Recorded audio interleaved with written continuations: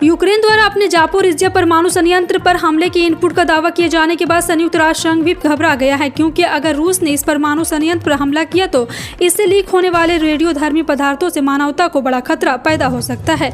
इस आशंका के मद्देनजर संयुक्त राष्ट्र के परमाणु प्रमुख ने रूस और यूक्रेन से यूरोप के सबसे बड़े परमाणु ऊर्जा संयंत्र पर किसी भी तरह का हमला नहीं करने के लिए प्रतिबद्ध होने और विनाशकारी घटना के खतरे से बचने के लिए संकल्प लेने का आग्रह किया है।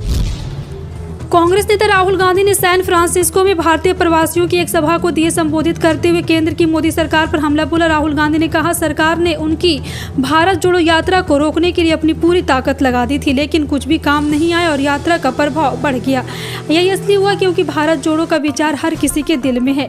राहुल गांधी अमेरिका के 3 शहरों के यात्रा के लिए मंगलवार को यहाँ पहुंचे और अमेरिका की अपनी 1 सप्ताह की यात्रा के दौरान राहुल गांधी के भारतीय अमेरिकियों को संबोधित करने और वॉल स्ट्रीट के अधिकारी तथा विश्वविद्यालय के छात्रों के साथ बातचीत करने की भी उम्मीद है।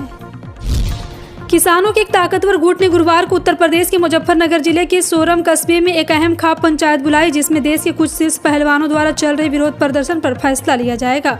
इन पहलवानों ने कुश्ती महासंघ प्रमुख पर यौन उत्पीड़न का आरोप लगाया है। भारतीय किसान यूनियन नेता और बलियान खाप प्रमुख नरेश टिकैत ने घोषणा की है कि ऐतिहासिक सोरम चौपाल में आयोजित महापंचायत के दौरान पहलवानों का विरोध ही केंद्रीय मुद्दा होगा।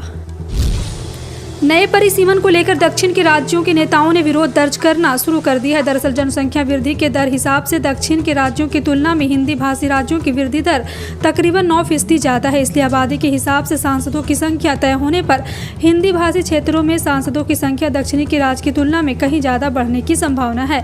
हिंदी भाषी राज्यों का दबदबा पहले की तुलना और बढ़ने को लेकर दक्षिण के राज्यों को ऐतराज है। इसलिए बीजेपी के लिए आबादी के हिसाब से सीटें बढ़ाना बड़ी चुनौती बन गई है।